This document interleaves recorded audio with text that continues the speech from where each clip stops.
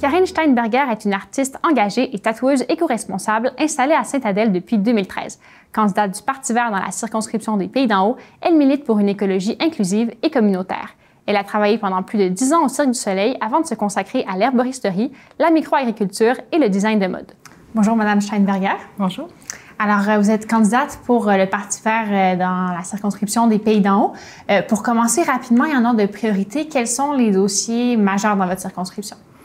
C'est sûr qu'on a un gros problème de logement. Il y a beaucoup de gens qui sont arrivés dans notre circonscription. Puis, il y a tout le problème immobilier. Les maisons coûtent plus cher, les logements coûtent plus cher. Fait que c'est quand même un gros enjeu. Le coût de la vie aussi qui est un gros enjeu. Puis, vu qu'on est dans le Nord, on veut protéger aussi nos forêts puis nos espaces verts. Fait que c'est quand même un gros enjeu important. Si je peux m'étaler plus longtemps, là, mais c'est les top on the list. Commençons en parlant de transport, le transport collectif qui est quasi inexistant entre les municipalités de la circonscription.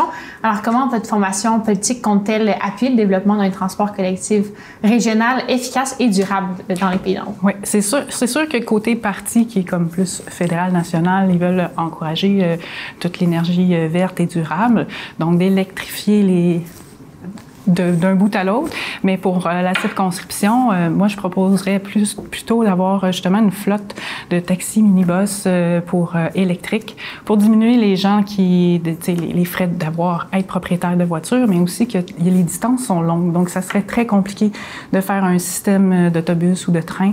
Donc, ça serait la façon la plus rapide et la plus efficace et innovatrice aussi, parce que ça permettrait de pouvoir avoir des frais moins élevés, puis que les gens, ça les encouragerait aussi de se déplacer avec un transport offert comme ça, qui est écologique en même temps. Vous le mentionnez, plutôt la rareté et le coût des logements atteignent des sommets inattendus dans les Pays d'en Haut, sous la pression d'une croissance démographique soutenue.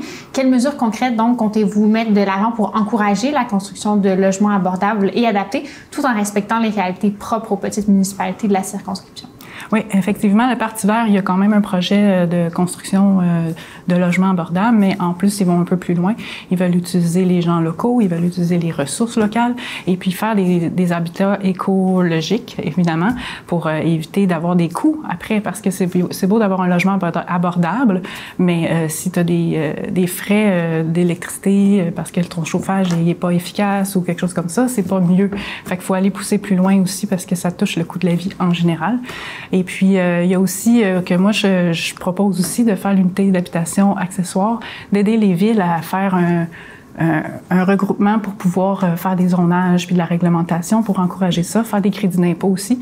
L'unité d'habitation accessoire, c'est que ça permet aux propriétaires résidents de les aider financièrement parce qu'ils peuvent se construire un logement abordable, soit au-dessus d'un garage, soit une mini-maison dans la cour, soit un bachelor. On connaît ça beaucoup pour les bigénérationnels, par exemple, mais on veut aller pousser plus loin. Puis en même temps, ça fait une communauté plus proche. Ça permet aux gens d'avoir des logements abordables, de travailler ensemble, puis ça donne aussi aux propriétaires un petit espace pour souffler côté budget.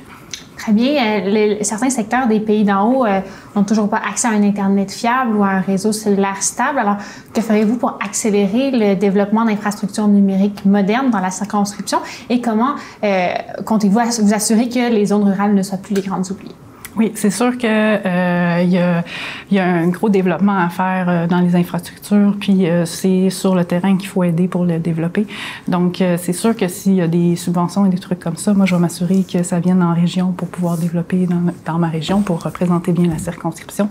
Parce qu'évidemment, là, même j'ai de la famille et des amis qui ont de la misère à avoir accès à Internet, puis même un réseau cellulaire, des fois, on a de la misère à communiquer ensemble. Fait que je trouve ça super important que ce soit pour des urgences aussi, ou juste pour connecter ensemble.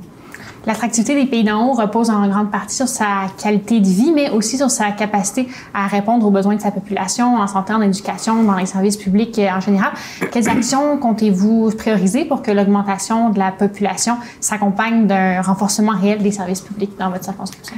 Oui, bien en fait, moi je suis beaucoup dans les organismes. J'ai vécu personnellement des problèmes. On a voulu offrir un frigo communautaire à ma fondation, où je suis présidente, puis on a dû l'enlever parce qu'il y avait beaucoup des inquiétudes avec des personnes avec des santé mentales ou bien des gens qui ont besoin de support pour des dépendance à la drogue, par exemple, comme ça, puis on n'en avait pas de ressources, fait qu'on a dû l'enlever.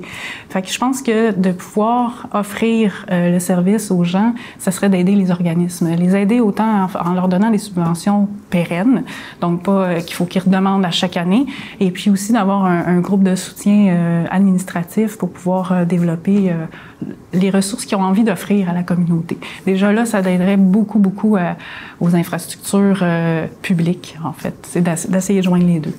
Il vous reste 45 secondes environ. Est-ce qu'il y a quelque chose d'autre que vous vouliez ajouter, dont on n'a pas parlé?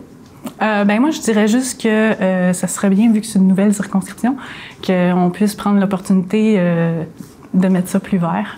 Je pense que le Parti vert du Canada offre quelque chose de vraiment innovateur. Ça permettrait d'avancer, d'aller plus loin sur des dossiers. Puis moi, je me lancerais à fond parce que c'est sûr que je fais ça bénévolement. Ma campagne est 0 $. Puis j'y vais à fond. Fait que si j'ai les ressources puis les leviers pour ça, ça me permettrait de pouvoir vraiment aider ma communauté. Parfait, merci beaucoup. Merci.